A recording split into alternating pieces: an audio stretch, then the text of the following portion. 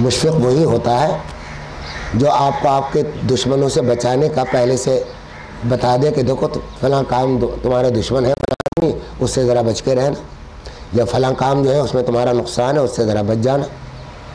مشورے بھی اسی لیے ہوتے ہیں کہ جب ہم کوئی کام کرنے جاتے ہیں دوسروں سے مشورہ کرتے ہیں تجربہ کاروں سے، تو اسی لیے مشورے کرتے ہیں کہ بھائی صحیح بات کسی سے معلوم ہو جائے گی تو اس پر عمل کریں گے۔ تو ایک تو نیت درست کر لیجئے، دوسرے فرمایا کہ اللہ کا یہ وعدہ سچا ہے موت کا۔ ظاہر ہے یہ وعدہ تو ایسا ہے کہ اس میں یہ اگر حق تعالی شانہ یہ نہ فرماتے تب بھی اس کی سچائی لوگوں کے دلوں میں موجود ہے، لیکن یہ آپ ذرا غور کیجئے کہ پورے دنیا کے انسان کبھی کسی بات پر متفق نہیں ہوئے۔ اللہ کے معاملے میں بھی اتفاق نہیں ہے، اللہ کے معاملے میں بھی انکار ہوا، اس پر ایمان کے معاملے میں مختلف ہوئے، رسولوں کے بارے میں تو بہت زیادہ اختلاف ہوا، قرآن پر بھی اختلاف ہے، بزرگوں اولیاء اور صحابہ اکرام کے مقامات کے بارے میں بھی اختلاف ہے۔ واحد ایک چیز ایسی ہے جس پر اختلاف نہیں ہے انسانوں کا، کسی کو جرأت نہیں کہ وہ یہ کہہ دے کہ صاحب نہیں میں مروں گا نہیں۔ موت اتنی بڑی واضح حقیقت ہے کہ اس کا انکار اگر کوئی کرنا بھی چاہے تو ناممکن ہے، انکار ہو ہی نہیں سکتا۔ تو ایک تو یہ فرمایا کہ دیکھو پہلے ذہن میں یہ رکھو کہ موت آ رہی ہے، پیچھے ہے، آنے والی ہے، بعد اللہ حق، یہ وعدہ سچا ہے اور پورا ہو کر رہے گا، حق تعالیٰ کا وعدہ کبھی غلط نہیں ہوتا۔ تو پہلے تو موت کو یاد کرو کہ موت آ رہی، اور جب یہ بات دل میں بیٹھ جائے گی کہ مرنا ہے، میں مروں گا، تو اس سے کچھ جذبات پیدا ہوں گے، اس سے فکر کا رخ بدلے گا تھوڑا سا۔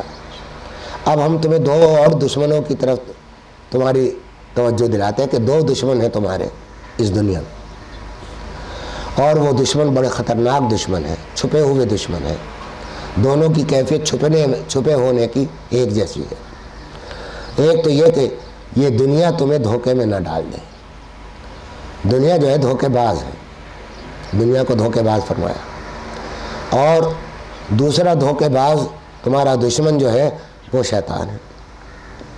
یہ دو دھوکے باز تمہارے پیچھے لگے ہوئے ہیں، اور یہ ان دونوں دھوکے بازوں کا انجام یہ ہے کہ اگر ان کے دھوکے میں آ گئے تو وہ ابدی زندگی جو مرنے کے بعد سے فوراً شروع ہو جائے گی، وہ اس کی اچھائی اور بھلائی اور برائی کا سارا انحصار ان باتوں پر ہے کہ ان دو دشمنوں سے صحیح معاملہ کر لو اپنا، ان دو دشمنوں سے بچ جاؤ۔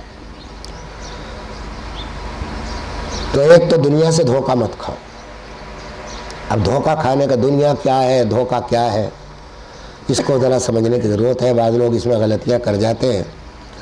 قرآن کریم میں اکثر لوگوں نے کے ذہنوں میں ایک بات یہ بیٹھ گئی ہے، اور اچھے خاصے بعض پڑھے لکھے لوگوں میں یہ تصور ہوتا ہے کہ یہ مولوی لوگ ہمیشہ ہر وقت یہ دنیا کی برائیاں بتاتے رہتے ہیں، اسی لیے مسلمان قوم ترقی سے رکی ہوئی ہے، ترقی نہیں کر پاتی، کیونکہ یہ ہر وقت دنیا کی برائیاں کرتے ہیں، اور دنیا ہی تو میں کام کریں گے جبھی تو ترقی ہوگی۔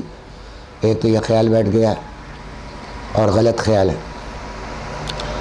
دوسری بات یہ ہے کہ دنیا کی تعریف نہیں معلوم کہ دنیا ہے کیا۔ دنیا نہ پیسے کا مال ہے نام ہے، نہ جائیداد کا نام ہے، نہ بنگلوں اور کاروں کا نام ہے، کوٹھیوں کا نام ہے، نہ عہدوں کا اور منصب کا نام، اس کا نام دنیا نہیں۔ ایک شخص ہے، بڑی دنیا ہے اس کے پاس، کاروبار چل رہے ہیں، کارخانے چل رہے ہیں، لیکن وہ اس کو دنیا میں اس کا دل نہیں لگا ہوا ہے۔ اس کی ایک مثال عرض کر دیتا ہوں، پھر میں عرض کروں گا کہ دنیا کے دھوکے کا مطلب ہے کیا۔ کہ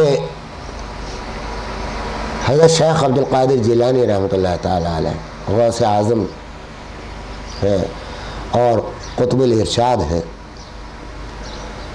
بڑے درجے کے لوگوں میں سے ہیں، بہت کاروبار چلتا تھا، جہاز چلتے تھے، اور کپڑے کا بھی کام تھا، بہت سارے کاروبار بھی چلتے تھے، اور ارشاد کا بھی کام تھا، دعوت ارشاد پر تبلیغ کا۔ ایسے ہی حضرت عبدالرحمن ابن عوف رضی اللہ تعالیٰ عنہ صحابی ہیں جو جن کا نام ان صحابیوں میں شامل ہے جو عشرہ مبشرہ میں ہے کہ جن کو جنت کی خوشخبری دنیا ہی میں دے دی گئی. بڑے مالدار آدمی تھے, بڑا کام چلتا تھا, اور معاملہ عجیب تھا کہ جس وقت ہجرت کی تھی تو کچھ بھی نہیں تھا ان کے پاس. حضور صلی اللہ علیہ وسلم کے ساتھ ہجرت فرمائی تو ایک صحابی انصاری نے جب مواخات کا معاملہ ہوا تو ایک انصاری صحابی نے ان سے کہا کہ بھائی میں آپ کو آدھا مال میں اپنا دیتا ہوں گھر کا اور آپ اس سے اپنا کام چلائیے. انہوں نے کہا نہیں, مجھے مال کی ضرورت نہیں, مجھے تو تم بازار کا راستہ دکھا دو کہ بازار کہاں ہے.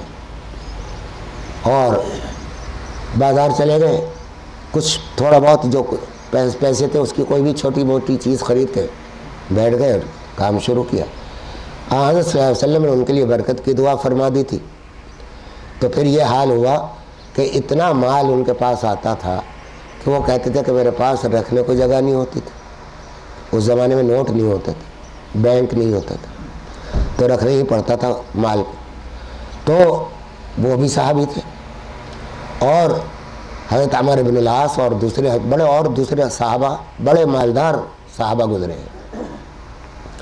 ان صحابہ کا تو بہت تذکرے ہوتے رہتے ہیں جو غریب تھے, جن کے پیون لگے ہوئے تھے, لیکن ان مالدار صحابیوں کا, لیکن ساتھ ہی ان کا حال کیا تھا کہ مالدار تو اتنے ہیں. دعوت کی صحابہ کرام کے حضرت عبدالرحمن ابن عوف رضی اللہ تعالیٰ عنہ نے, اور جب دسترخوان بچھایا گیا تو گندم کی روٹی آئی, کچھ گوشت آیا, کچھ اور چیزیں جو میسر تھیں سامنے آئیں. تو وہ دیکھ کر میزبان ہے, خود مہمان دعوت کی ہے, تو رو پڑے, اور رونے بھی ایسے کہ چپ کرا رہے ہیں لیکن دل سے ان کو صدمہ ہو رہا ہے اس دسترخوان کو دیکھ کر. کیوں رو رہے ہو بھائی؟ پوچھا گیا. فرمایا کہ میرے آقا رسول کریم صلی اللہ تعالیٰ علیہ وآلہ وسلم نے تو اپنی زندگی میں کبھی گندم کی روٹی کھائی ہی نہیں تھی. جو کی روٹی ہوتی تھی, اور روٹی بھی کبھی مل گئی, ورنہ کھجور اور پانی اور بکری کا دودھ یہ غذا تھی. آج اللہ نے میرے دسترخوان پر اتنی نعمتیں جمع کر رکھی ہیں, مجھے ڈر لگتا ہے کہ مجھ سے یہ نہ کہہ دیا جائے کہ بھائی تمہارے حصے کی نعمتیں تمہیں دنیا میں دے دی گئی, اب یہاں کیا لینے آئے ہو اللہ تعالیٰ کے.